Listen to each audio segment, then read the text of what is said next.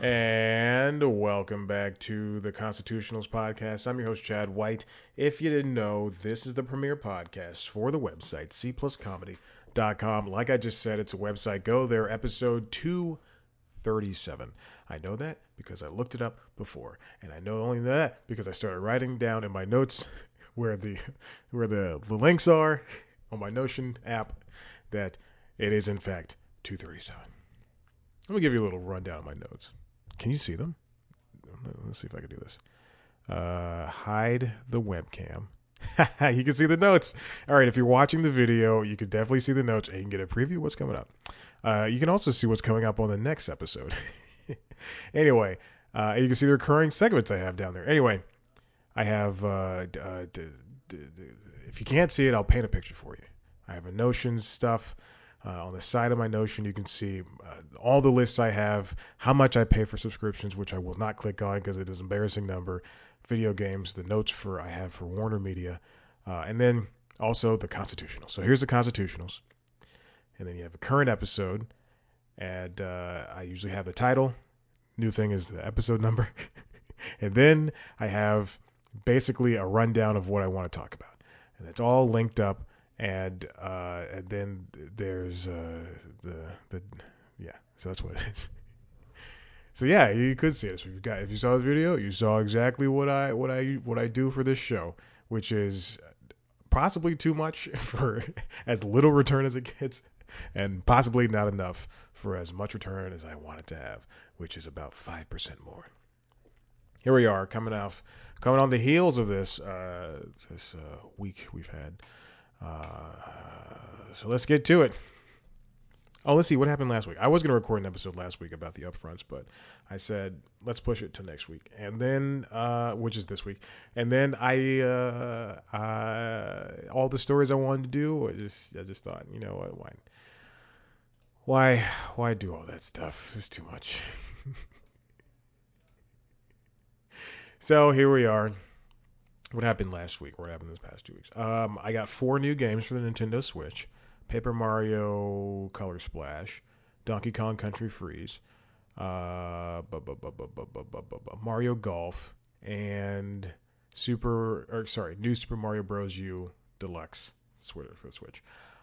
3 of those, everything but Donkey Kong. This guy was just like, I guess he's selling a bunch of stuff on Nextdoor. And one of the things that he was selling was I don't know why this link is not opening up. One of the lots he was selling was a bunch of Switch games, and I already own 2 of them. And I said, I wonder if this guy will sell me 3 Switch games for the price of $20 each. And I lowballed him. Under that $20 each. I gave him $60. I said, hey, how about 60? He's like 90, and I go, no, I'm not paying full price for these games. We settled on 75. I met him, finally loaded. I met him up, and he gave me the games. And that same day, Target happened to be doing a sale on video games, as well as 30. So it was 30% off of video games, as well as just 30% off video games, and then you get the 5% off with your Target card. And then Donkey Kong Country Tropical Freeze happened to be on sale past the 30%, and so I got this, this usually $50-$60 game for $30. I was so excited, and I have not had time to play any of these things because I work during the day, and then at night I'm so tired from the gym because I've been up since 4:00, so I don't. Dallas is out of the NBA not finals. Dallas is out. They were beat by the Golden State Warriors, and the Warriors will go on to face whoever wins out of Miami and Boston. And my money's probably on Boston because I don't think Miami has. Jesus, I keep hitting the microphone. It's like I don't know what to do with this show because Miami does not have any hitters, as the rappers say. You know me. Let's see, and Nova's doing all right. She's somewhere. Oh, Jesus. The camera just shut off on me. Oh, my God. All right. Well, this is ridiculous. I'm going to have to take a quick break, and then we'll come back to whatever the hell this is.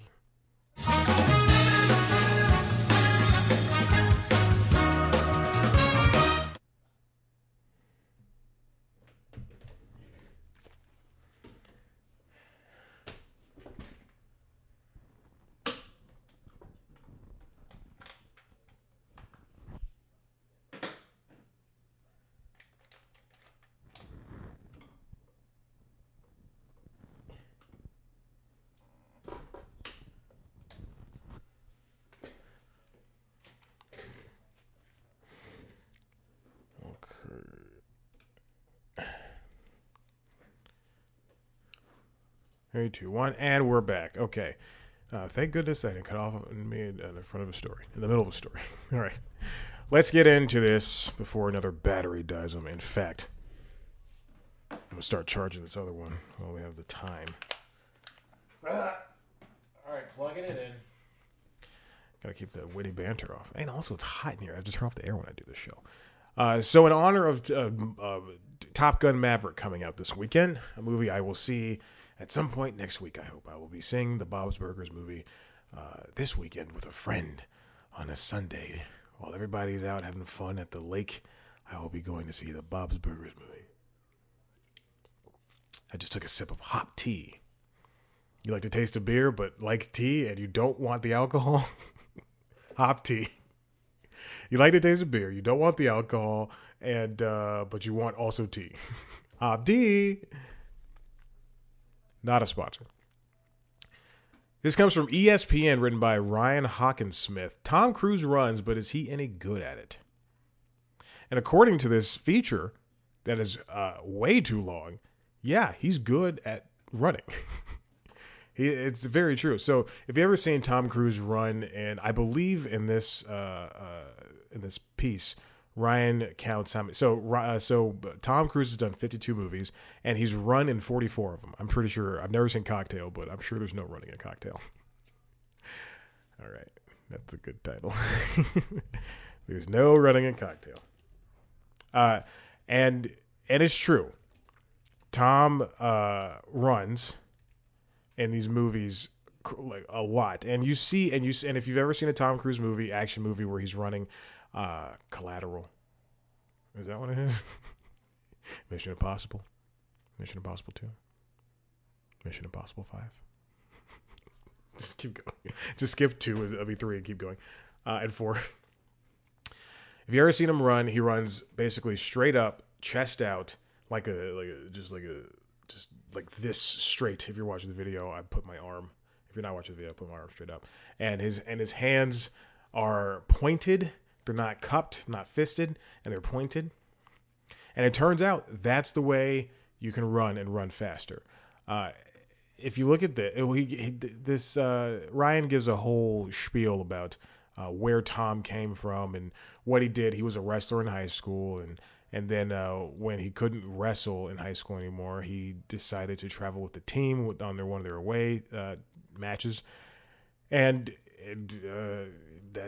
he was just a nice guy having fun.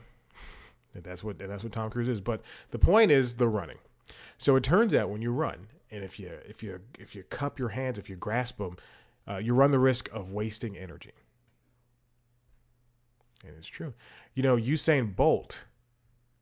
I was running this morning to Jess Sims on Peloton, and she did. They've been doing some like celebrity stuff with Peloton recently, and they did a series on YouTube and I guess on the Peloton app as well, where they teamed up with I forget who other celebrities were, but one of them was Usain Bolt, and they were running on a treadmill. She and Usain, or maybe who I don't know who else, whoever it was, but they were running on a treadmill, and apparently this is as told by her. He didn't know that you can run so much faster if you don't squeeze your hands, if you have a light grip like you're holding ice cream cones, as they say, and he did not know that, which is crazy. So imagine how much better he could have been, even just marginally. Imagine how much better he could have been if he wasn't always clasping his hands like that. And so that's why Tom runs like that.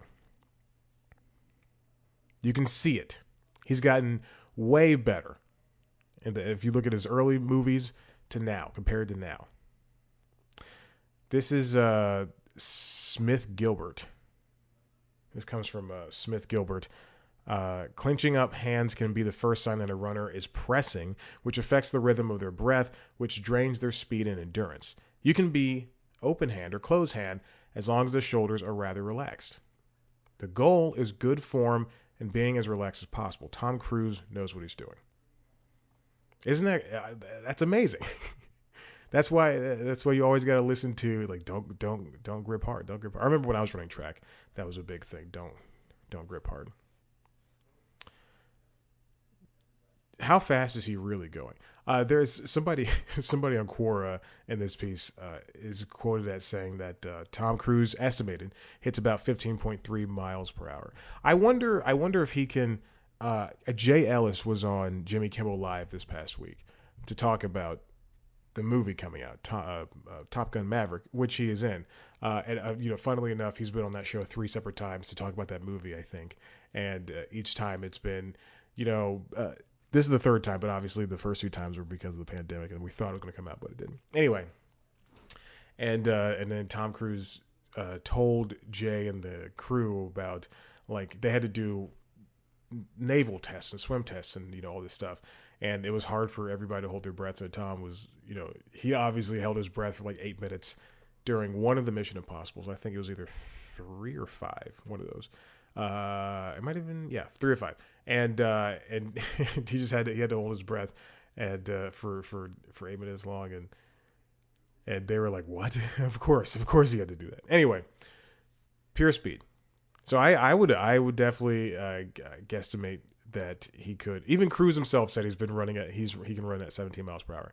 I mean, yeah, it's great. This is a great piece to see, to read, to understand, like, what it's like for like an actor, and maybe Tom. People complain about Jeremy Strong being a method actor, or like other people being method actors, but I mean, Tom's doing it, and it's kind of cool to see how far you can push the human condition when you're especially pushing 60. I know he's in his early 50s. I just wanted to say 60. Anyway, good piece. Moving on. This next, I'm going to look at my notes. Netflix wants to hear from you. Oh, this is from a couple of weeks ago. So Netflix this comes from Variety, written by Todd Spangler. Netflix has been quietly screening movies, TV shows months in advance for subscriber feedback exclusive. So this is part of the reason why I always try to do surveys.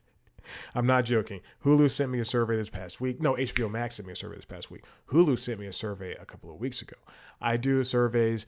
They sometimes they promise gift cards, sometimes they promise, but they don't. I mean, and you don't get the gift card. You're entered into a drawing for the gift card. So sometimes they give that stuff, and other times it's just, hey, we just want your feedback. And so I always want to get in on these things in case there's a beta, in case that they let something slip. Like, hey, would you like Hulu's been looking into VR? Would you ever want to do a Hulu VR? I'm just like, yeah, I would love to do Hulu VR. So I always make sure to do surveys because I'm bored and I'm lonely. I live with a cat. So this is interesting that these things are becoming commonplace, and more people are talking about it more. I mean, I don't want things ruined, because a lot of this is just testing. They're not gonna things are tested all the time. It's not like they're obviously gonna put it out. Like it was rumored this week that Apple showed its board, its AR/VR headset, whatever thing they wanted to do. That might not even be announced this year. It might not be. It might be saving for next year. It might not even ever come out. Now, charging power mat did. Here we go. Netflix has been getting member feedback on original content ahead of its public release. So that means, like, I watched 2 episodes of Pentaveret, and it is rough. That show was written, it feels like, in 2010. It's got jokes from 2016, and it was held for 3 years at least. That's what it feels like. There's a fine mystery behind it, but Jesus. It's a movie that nobody cut. It's a movie where the script was 160 pages long, and Netflix saw, oh, Mike Myers. They're like, oh, it's Mike Myers, and they're like, we're not gonna say nothing to Mike Myers. You want to turn it into a TV show instead of a movie? And he's like, all right, let's do a TV show. That's what it feels like. It looks fine. One of their sets is the fake moon landing, so that's why it's passable for looks fine. Anyway, so that's when you get Netflix could possibly doing they could put out, there's a show like the Pentaveret, and not put it out. They could offer a subscriber who took the survey a show like the Pentaveret and say, hey, you get to watch this 3 months ahead of release. Tell us what you think about it. Don't tell anybody about it. Maybe sign an NDA. Hopefully sign an NDA. And then tell us what you think about it and what should be done differently and things like that. Such focus group testing is commonplace in Hollywood and has been for years, and Netflix routinely tests new features with a subset of its customer base as part of its product development process. And so far, these subscriber feedback panels have been only taking place in the U.S. For the panels, Netflix asked members to watch several upcoming movies and series over the course of about 6 months. See, I was right. After they finish watching each movie or series, members fill out a survey, quote, to tell us what you liked, what you didn't, how you'd make it even better, or how likely you'd be to recommend it to friends or family. We know this is happening. I mean, if you didn't even think this was happening, then you're crazy and you're stupid. You're not paying attention. But for them, I wonder if they're taking the feedback in passing or if they're actually being active about it. Netflix has canceled a bunch of projects for the past couple of weeks because they need to meet the bottom line because they didn't meet the subscriber goal. So, my question, I had to turn off the mic for a hot second. My question is this working for them? And are they actually doing something about it? And in the short run, I don't. If they just started this, I don't know if this is a lucrative option. If in the long run, I don't know if this is a lucrative option for them. In the short run, if they really do take this stuff in stride, and people are commenting and actually, I would watch more of. And people are actually saying, I would watch more of. God, Boss Baby, Family Back in Business. That's the new Boss Baby show. I love Boss Baby. I gotta say it. The second movie kind of stinks. First movie's great. First TV show is great. Second show is the same as the first TV show. Continuation. The second movie, but I don't think that's fair. Let me just do a real Netflix original, like the movie Extraction with Chris Hemsworth. Are they, when they put out, and probably this subscribing thing, they probably didn't do it for this, but are they saying if someone says, hey, there's this continuous shot was great, but I wish there were more cars, are they going to actually say something about it? Are they going to actually do something about that? Or there should be more jokes in here. There should be more focus on his G-Shock watch. I like that movie. I watched it, people were talking about it, and then I watched it 3 years later. I'm not joking. I probably watched it maybe, I got my TV. I got this new TV. So I probably watched it around then. And that movie came out 2001. So I probably watched it 2021. So I probably watched it last fall or last winter or something like that. So not years later, but whatever. So there we go. That's Netflix for you. Coming up next, I'm teasing the next story. Wall Street Journal. Conan O'Brien's podcast company sells to SiriusXM in deal valued at around $150 million. Written by John Jurgensen and Ann Steele. Oh, the greats. So Conan sold Team Coco to SiriusXM, and it's a pretty big friggin' deal. Like Gimlet and The Ringer sold to Spotify, and Wondery sold to Audible, Amazon, I think. Wondery, so they can make Wondery Plus, which we'll get into in a second, I think. No, maybe not. Conan O'Brien sold Team Coco over to SiriusXM, and so this is even bigger than the podcast front, because Team Coco also owns his late night stuff, the previous late night stuff, Conan, Tonight Show, and Late Night, and everything that comes. I guess he sold the company, so everything that comes under it. And so along with his regular Conan O'Brien Needs a Friend podcast that has become, I will say, probably one of the quickest growing podcasts in the world. They get Nicole Byers' podcast. They get one of her podcasts. They get Lacey Mosley's podcast. JB Smooths, Andy Richter's, I believe, and everybody else. I think there's like 10. Rob Lowe's. I subscribe to one of those, and I still don't listen. It's too much. It's too much. Too many podcasts in this world. Yeah, it's a network of 10 podcasts. $150 million, which is huge. Obviously, this money, he doesn't see $150 million. Just the number is there. It's like Justin Timberlake just sold off the rights to his catalog. So it's including not from NSYNC, but everything he's done from past NSYNC on to basically today. I wonder if that includes the Trolls song. I got this meaning inside my bones. You know, Trolls World Tour. Great movie. Great movie. The Trolls TV shows. Good TV shows. The first movie stinks. And I hate real songs, real world songs in cartoon movies. I hate that. Can you believe Conan O'Brien Needs a Friend launched in 2018? Oh my God. The show accounts for more than 2/3 of the 16 million monthly downloads for all of Team Coco podcast. Wow. What is 2/3 of 16 million?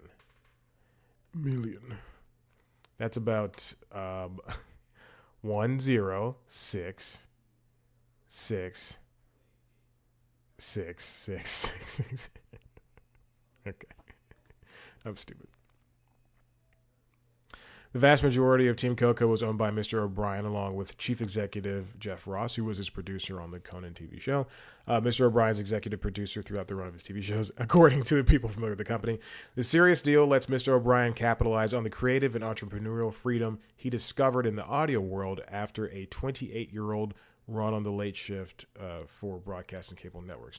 Now, this does not mean that the shows like Conan O'Brien Needs a Friend and Andy Richter Talks to People and Rob Lowe is Handsome and Nicole Byer dates JB Smoove asks a question a day or something like that.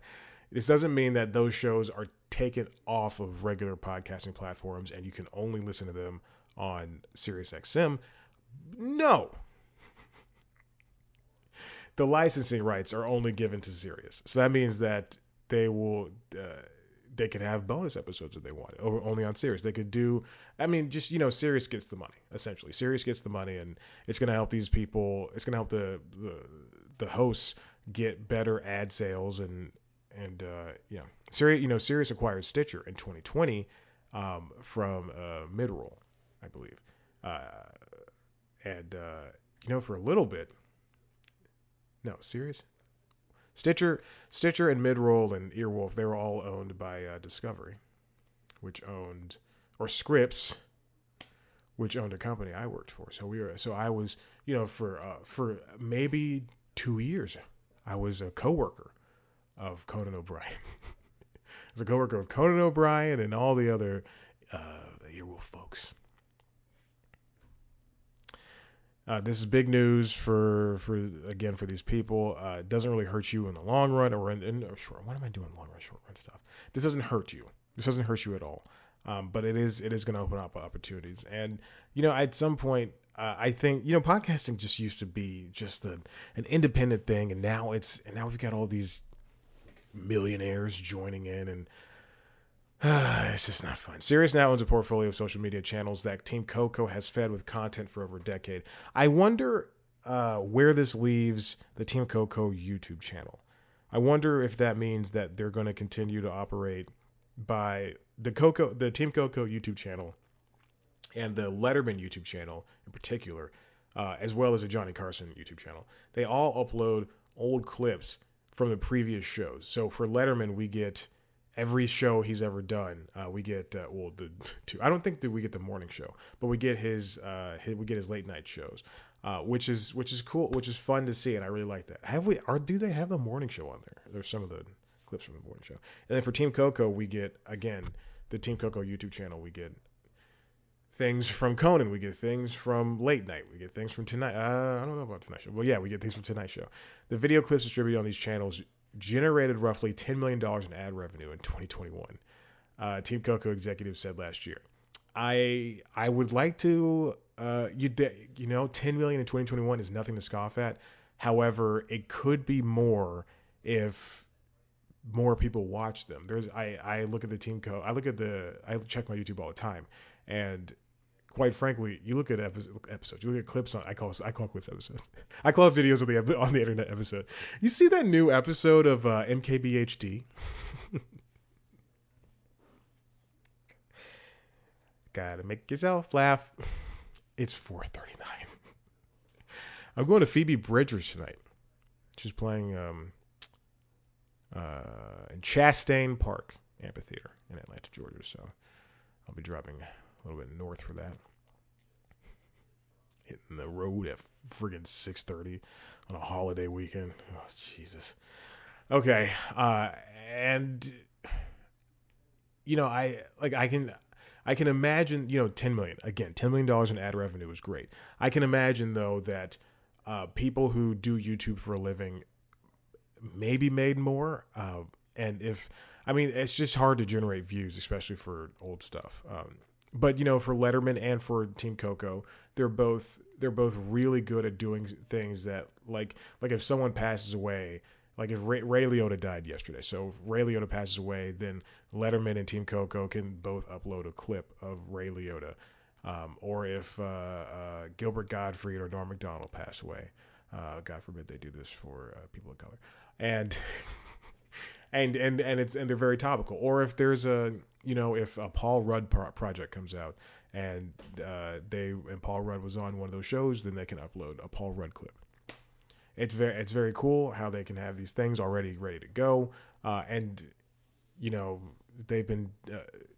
Conan has been his team has been making digital records of the late night and Tonight Show stuff for the past since like the last year of Conan. So it's good to see all this stuff get archived and everything. Company's YouTube channel is 8.5 million subs. They have new videos from the podcast as well as clips from Conan, the TV show. Under an existing deal with HBO Max, Mr. O'Brien is developing a new TV show. Whatever, okay. The serious deal centers on a podcast that Mr. O'Brien was reluctant to even start while he was on TV. Okay, so anyway, we're done. That's it. Conan's 59. Oh boy. And more podcast news. This comes from J. Clara Chant. I know her. I've read a lot of her stories. It's not a joke. On Billboard. WTF with Mark Maron podcast inks multi-year deal with Acast. Again, podcasts used to be for, especially Maron's, they used to be these independent things, put out 2 episodes a week, and now it's just 2 episodes a week with the biggest stars. He has a 3-year deal with Acast to host, monetize, and distribute the comedian's podcast with Maron. Acast is obviously a distributor. So basically, essentially, they're going to take his audio feed and switch it over to their player. As part of the deal, which begins July 1st, WTF will also offer bonus content, merchandise, and live event offerings via Acast Plus. A lot like Wondery Plus, a lot like the other what was the L one? Luminary. And yet, I'm horrible at math. I hold this stuff in the back of my head, and yet I'm horrible at math. Okay. Sorry, I just got a text about the Phoebe Bridgers concert. The person I'm going with, and we're making plans, baby. It's gonna be great. The tickets were $25, and it was a last minute decision. I was like, should I go to this? I should go to this. Even though I saw Dave Matthews Band last Saturday. That's right, I saw DMB last Saturday. Got a text at 6 p.m. The show was at 7:30. I scrambled to find a ticket, and found 2. Guy would not sell me 1. I said, all right. He goes, he goes, yeah, man, see if you can find yourself a hot girl there, or, y'all have fun. And I was like, dude, it's Dave Matthews Band. I'm not going to find it. First of all, find some hot girl. Let's just find some hot girl and get in that Dave Matthews Band, brother. I don't know what that character was. But I went, and I'm like, and so the people I was going with, they had already gotten their tickets, and one of them had gotten his for free, and he's like, hey man, I'll go halvesies on you. Like he'd say halvesies. He's an adult man. I'll buy half your ticket if you come, because he essentially didn't want to be. It was like a group of friends, and then 2 people I knew, and then one of those people knew the group of friends, and then the guy was like, come on, man. And I was like, all right, I suck him. He didn't have to cajole me. I was going to go regardless. And so I get these 2 tickets. The guy sends it to me via Ticketmaster or whatever, or SeatGeek, or no, StubHub. It doesn't matter. So I get there, and first of all, I mean, I'm on the other side of the it's an outdoor stadium south of the city, Lakewood Amphitheater, I believe. And it's not even not a stadium. It's just an outdoor music place. And I go, first of all, I had to park, and every place obviously was charging out the butt. And I already spent $60 on these tickets. I'm like, I don't want to pay that much. So I keep going deeper and deeper, keep going further and further south, streets, blocks and blocks away. And I find this woman who has a lot on like a house, and it looks like a 1-bedroom house. And it says $10. And I go, oh, and I pull in and I go, hey, what are the chances you give it to me for $5? And she would not budge. And she's like, I'm doing you a favor because you're early to the show. It's like 6:30. Like, because you're early to the show, I'm only charging you $10. I'm like, all right, first of all, I don't know you. So anyway, I park and then I walk. It's like a 20 some odd minute walk. I get there and I'm on the other side of the stadium where the main entrance is. And there's like a back entrance, which is, it's like the guys, it's shaped like a horseshoe. So it's on the other side. So I get there. And I am looking for the people, and I go, hey, where you guys? And he goes, oh, dude, we're at C, and I'm at A and B. And I go, oh, how do you get to C? And so I'm still on the phone. I walk up to this lady who's like directing cars. I go, how do you get to C? And she goes, oh, well, those guys can tell you. And she points me to like staff. Like, they're not security, but they're staff, and just making sure everything goes. And they're sitting in a golf cart.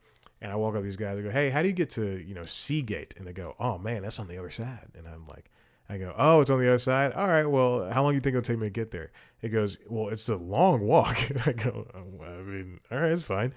And my friend's on the phone like, dude, we're about to go in. You have to do it. I'm like, I'm not waiting in line.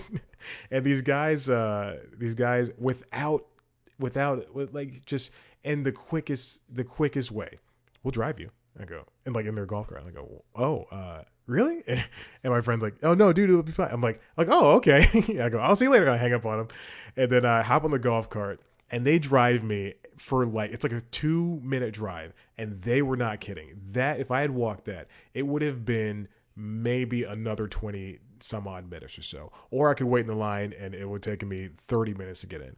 And I get to the other side. And on the one side where I was, people were tailgating and parking and stuff. On the other side, people were tailgating and parking, but there were not that many people. So I get off. I thank the gentleman. Walk towards the gate. The lines weren't even long. They were not even long. The lines were so short. I could have run in and out 4 different times. And so I had the tickets. And they're digital, and I go, all right, well, I'm here. They're probably inside. I'm just gonna try to sell these tickets to sell a ticket to somebody, and turns out the guys were not inside. I meet everybody, and then my friend he goes, hey, you want me to help you sell that ticket? I go, yes. So we send everybody inside. He and I start walking down the aisle, and we go, need a ticket? You ticket? Walking between cars, you ticket? People are going, no. And then he goes, should I hold up my paper ticket to see if somebody, so we can signal that we have a ticket without, selling illegally? And I go, yeah, I mean, it couldn't hurt. He holds up his ticket for literally 2 seconds. And then 2 guys go, oh, dude, like start pointing. yeah, we need a ticket. And they run up and we're chatting, and I go, yeah, I'm the one with this ticket. And he's like, okay, great. Our friend's looking for a ticket, and they're on the phone with their friend. Like, dude, we got you a ticket. Right? Everybody's from Brooklyn. We got you a ticket, dude. And I go, all right. I'm like, well, no. They go, how much are you charging? And I go, I don't know, because I just bought it for $60, so I'm going like, I don't know. 30. And he goes, oh man, he would have paid you anything under 50. I go, tell him 40. Their friend's out there, and he goes, hey man, it's $40. These guys are on my side. I am happy. So they have one of the guys there Venmos me the money. I send them the ticket, and we're like dapping each other up, high five. We're like, yeah, all right, man, this is great. This is awesome. All right, all right. And then we all go inside, and so I've made 40, but I've spent 60. I've made 40. No, I spent 70. I made 40 back, so I spent 30. And I'm glad, get inside, and then it's now dinner time. I've not eaten dinner. I was too busy rushing over to this thing. I don't eat fast food, so I wasn't going to stop at McDonald's or anything. So then I spend the money I just got.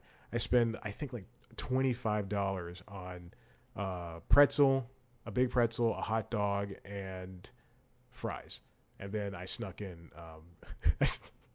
I snuck because there was a lawn, so I could bring a blanket. So I have this camping blanket that I bought during the pandemic, so I can go out to the park and sit and read and stuff.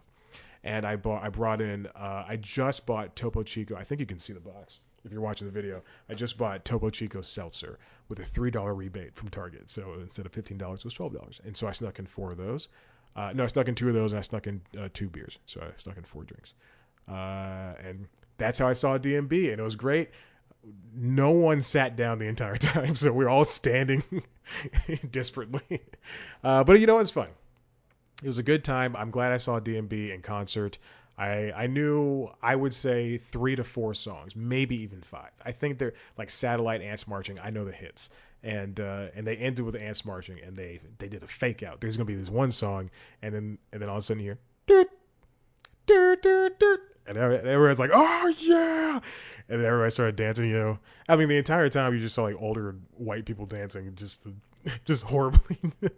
It was great. It was a fun time. I'm glad I saw DMB. I hope Phoebe Bridgers tonight will be excellent. I really hope she is. I feel as I like Phoebe Bridgers. I like her music. Her personality is grating, and I will say it to her face. But you know what? What a great talent she is. What a great rock artist. I wanted to see Haim. They didn't come to Atlanta. They went to Alpharetta, and it was on a Wednesday night. And I was not going to drive to Alpharetta on a Wednesday night, and the show starts at 7:00. I'd have to leave at 4, just to get there at 5 or so. Anyway, let's get back to this podcast story. Hey, look, that's all I got. Marc Maron. So it's a 3-year deal with Acast. I don't know if they have the specifics, but new episodes of this for the money. New episodes of this show will continue to be released twice a week and will be available for free across all podcast platforms. Again, I think people see what, and I hate to bring them up, I think people see what Joe Rogan, or Dax Shepard's show have done on Spotify. And I mean, yeah, you can be on a platform that's built for audio, but when you pigeonhole, when you put yourself into that position of you can only listen to our show that was previously free everywhere on this platform, you're going to lose a lot of subscribers. And Mark doesn't do video, so I can know him personally. Advertisers will be able to place dynamic ads for or use Acast's in-house team for premium spots that will appear in Maron's show, in addition to other podcasts in Acast network. I'm not a fan of the dynamic ads. I think Never Not Funny does it, and actually no, I'm positive they do it, because sometimes I hear like this is Atlanta, like, hey, you Atlanta listeners get 10% off. So yeah, there we go. It's good, and I'm glad Mark's going to be able to. I'm glad he's not falling over. I'm glad he's doing well with this show. I'm glad it's done this for him. He brings in about 55 million listeners per year, and that's just for when he interviews the president. Can you imagine if one podcast got 55 million listeners? Jesus. Did I say users earlier? Doesn't matter. Who cares? The Acast deal is still going to let him be, the show that he wants to be, but now just on a bigger deal. Anna Faris moved her podcast Unqualified over to Acast in February. Unqualified is a show I stopped listening to. All right. And last but not least, we're going to talk about the Upfronts for, 10 minutes or so. This episode's going long. This comes from The Hollywood Reporter, written by Leslie Goldberg. Why broadcast networks took a back seat at the Upfronts. With media giants emphasizing streaming and overall series orders plummeting, networks are no longer the stars of the annual event. So the upfronts, television upfronts, are, and I've done an episode of News Time on this, and so now this topic has officially moved over the constitutionalist territory. Upfronts are when basically networks and streamers, they go, I'll just say networks go over to not Wall Street. They go over to advertisers. They do all these big presentations and they say, here's what we have to offer in the coming year or years for the next television season. And this is why you should buy ad space with us. That's the dumbest way I could possibly say it. So for instance, Warner Media, the company I work for, Warner Bros. Discovery, David Zaslav could go, Shaq. I was watching. I'll get back to the upfront in a second. I was watching this. I fell asleep during the Mavericks Golden State Warriors game last night, and I have YouTube TV, so I recorded the rest, obviously. And so this morning, I get home from the gym. My 3-hour session, 3 hours 4 minutes. I get home from the gym. While I'm stretching, I watched like the last 20 minutes of the game, and then saw the Mavericks lost, and then I started watching Inside the NBA, and they were and Shaq. All this to say is that Shaq mentioned Zaslav, and I was like, "Hey, we're coworkers, Shaq. We work in the same building. Literally, we work in the same building. It's great." Anyway, so a person like David Zaslav will host an upfront presentation alongside stars of HBO and cartoon and whatever, and they'll say like, we've got the Westworld coming out, and you should you should help us advertise it, things like that. Or like Jimmy Kimmel hosted the ABC upfronts. It's an exclusive show for advertisers, and it's fun, and basically it's like E3. E3 for TV shows, essentially. More or less. So this is the first in-person presentations since COVID-19 started. When the first presentations during that first year of the pandemic in 2020, it was again May 2020 or June. Yeah, May 2020, because that was happening in May. I remember the company I used to work for, the set of networks. They even did an upfront presentation, and they were tiny, and they sent it to everybody because it was digital. They couldn't do it in person, so they sent it to everybody. No. I'm sorry. Excuse me. We watched it during a company-wide meeting when I was one of 5 people going in for a company of like 200 some odd people, and they still let me go. And I hate their guts to this day. But they made us watch part of it, and then I think you could watch the full thing, but anyway, whatever.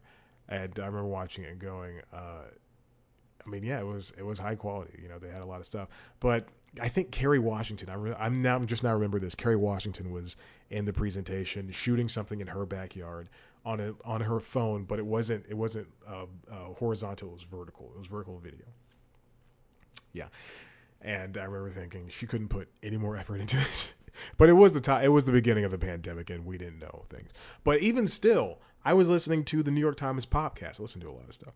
And I watch PBS NewsHour, and people still don't have microphones or cameras that are suitable enough for. We're going to be doing this forever now. Like if you can't be in person, they're going to get you on video, and you got to have a mic or a camera. It's ridiculous. ABC, Fox, and NBC still have series orders for next season in the works and casting to do for others that have already been greenlit.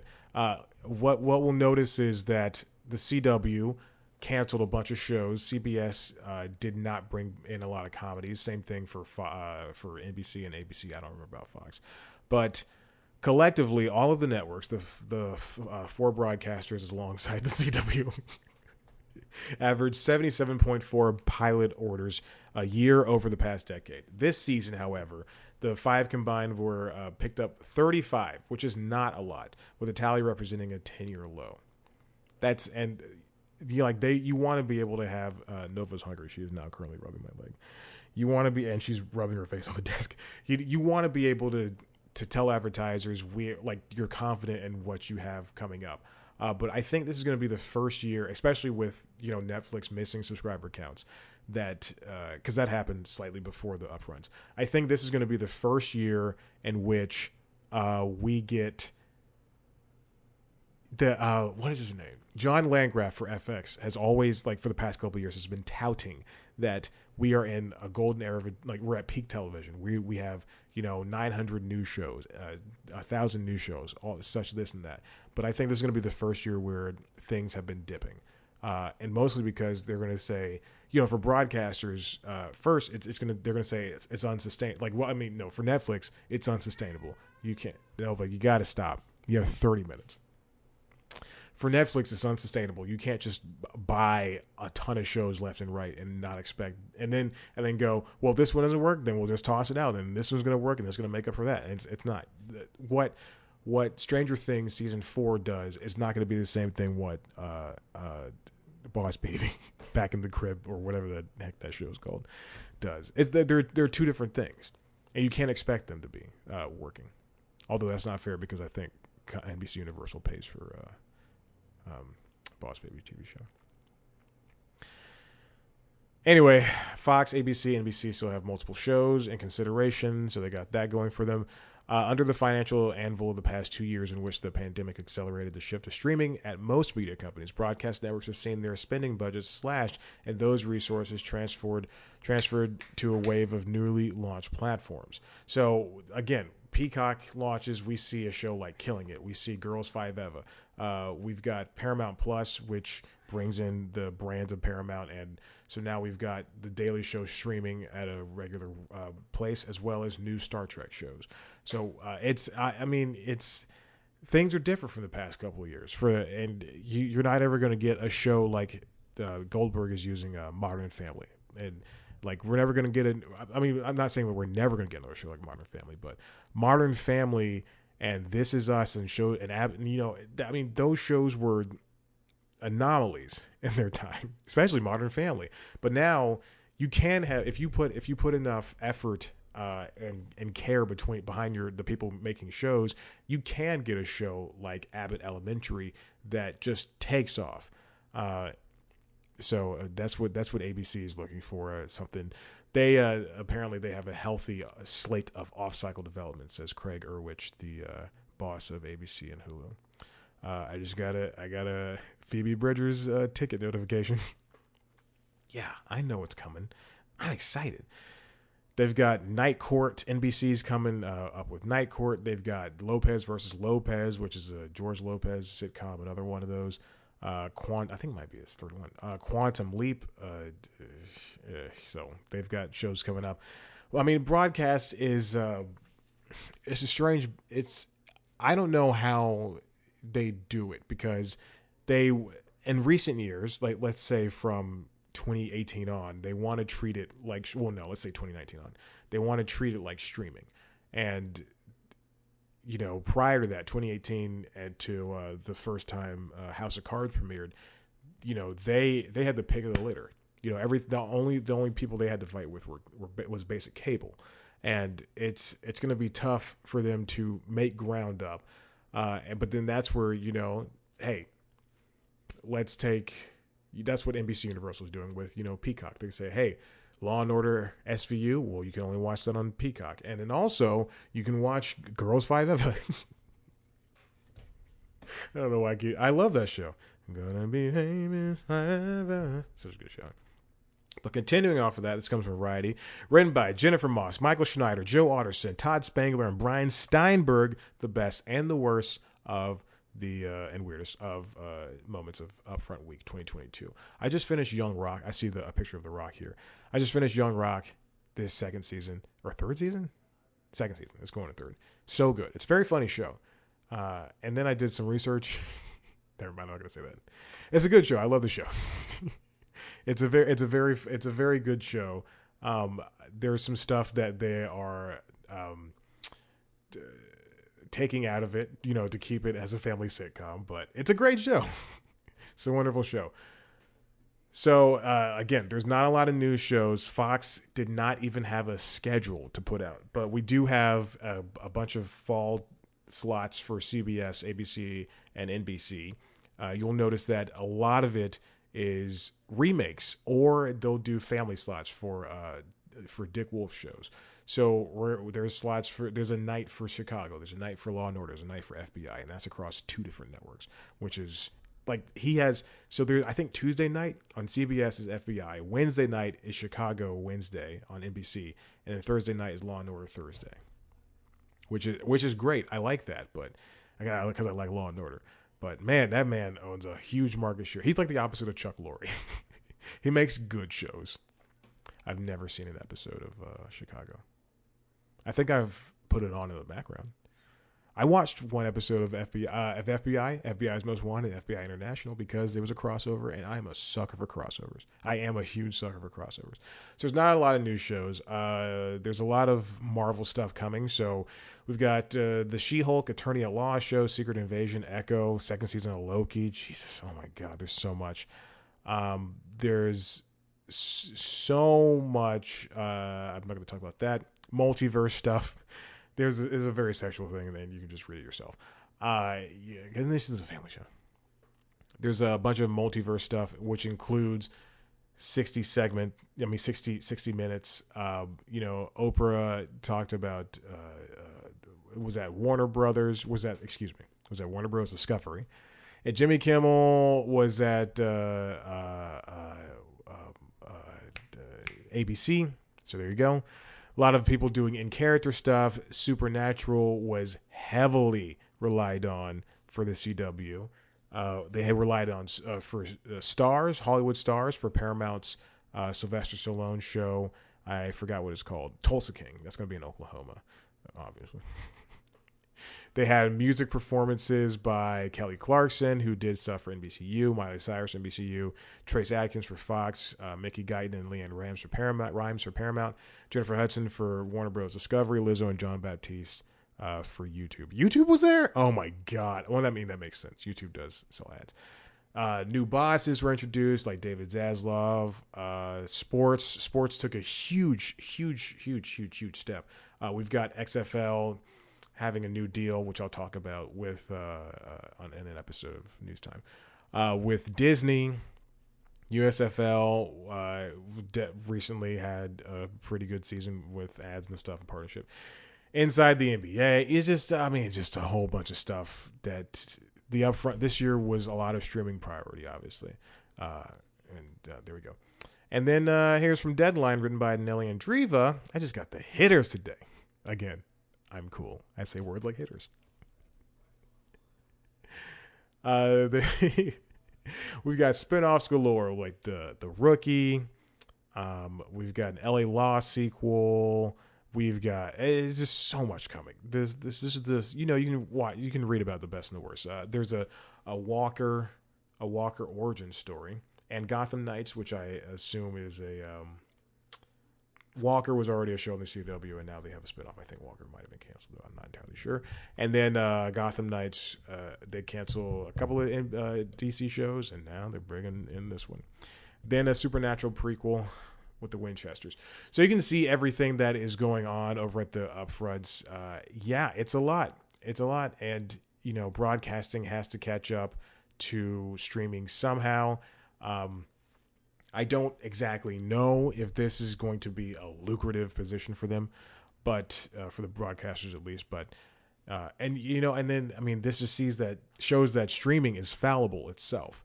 So there's got to be some type of I was listening to Kara Swisher's Sway podcast, and I'm going to get the exact episode because it was a very interesting. I already have one downloaded, so I'll just go there. It was a very interesting. It was the CEO of Condé Nast. Let's see what his name is. What is the CEO's name? Roger Lynch. And yes, he was talking about Condé Nast, but Condé Nast, it is a magazine publisher. Everything's turning into digital. But they are seeing a record growth, not a record. They're seeing a growth in the physical subscription as well, which makes sense. I mean, if I subscribe to The Atlantic, which I don't, but if I did, I just don't. It's too many subscriptions. I'm paying well over too much money for my subscriptions. But if I subscribe to The Atlantic, I'm going to want to get a physical version of the magazine, mostly because I put it on the coffee table and be like, hey, I read The Atlantic, baby. Never recycle those. Never. Like I've got a couple just sitting in the bookcase right now. So but the crux of it is like towards the end, they were talking about how the subscription model is not as sustainable as it is, and pretty much everything's going to become a bundle again at some point. That's why Disney's got this bundle, and I can only surmise in maybe a month we'll see Discovery be bundled with HBO Max prior to Discovery stuff hitting HBO Max. But I don't know why they would do that. Just bring Discovery stuff over to HBO Max. Just sunset Discovery Plus by the end of the summer. That would be my thing. Bring CNN stuff over to HBO Max. You got the numbers, and don't change the price. Please don't change the price. And do you think? I mean, Disney Plus rose in price, and Netflix raises in price every couple of years, and I can see Apple TV Plus raising in price itself. And also this guy Lynch, he said just because Apple won an Oscar with Coda doesn't mean that they won the Oscar with Coda, and those are my words. But they don't own that movie. They just gave the people the money to make that movie. Like, they don't actually own it. They didn't create it in-house, and it's not really theirs. Which I like it. It makes sense. Yeah, I can have a show on Netflix, and as long as we work out the right numbers, then that show can go into syndication on Comedy Central, or if they cancel it, I can take it over to another streaming platform. Hopefully, we'll see. It doesn't work for everybody like that, but anyway, so yeah, that was the idea, was that the bundle is going to come back, and he's not wrong. The bundle will come back, and people are going to be mad, and it's going to be a seesaw effect. We're always going to see bundling and unbundling all the time. So yeah, that's it. That's all I got. Listen, if you like what you heard here, head to the website cpluscomedy.com, where we've got interviews coming up. There is an interview that I have been trying to set up, and it's going to I do sound frustrated, because I am frustrated that I've been trying to set up for the better half of a month, which is to say about 2 or 3 weeks now at this point.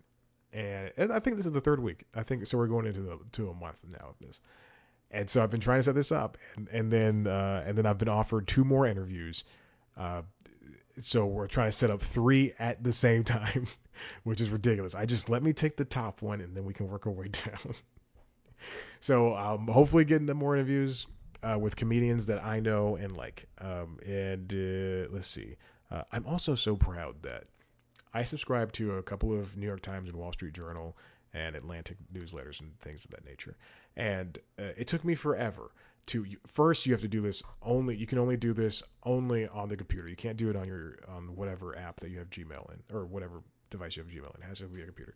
But I moved all my newsletters to a newsletter section in my Gmail. And I'm so, every time I get an email and I see newsletter, I go, that's great. I can read that later. Because they were getting lost before. Anyway, Instagram, Twitter, if you want to see a video version of this show, that's C+ Comedy.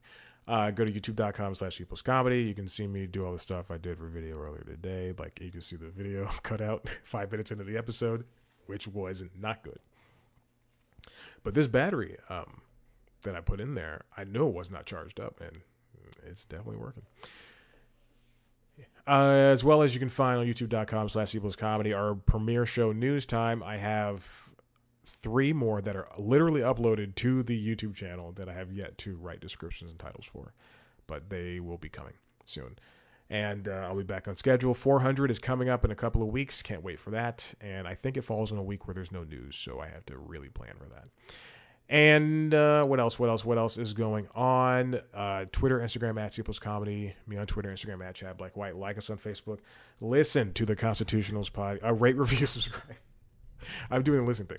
Rate, review, subscribe to the show where we get and tell your friends about it. Thank you for listening. You're the best. I love you, and goodbye.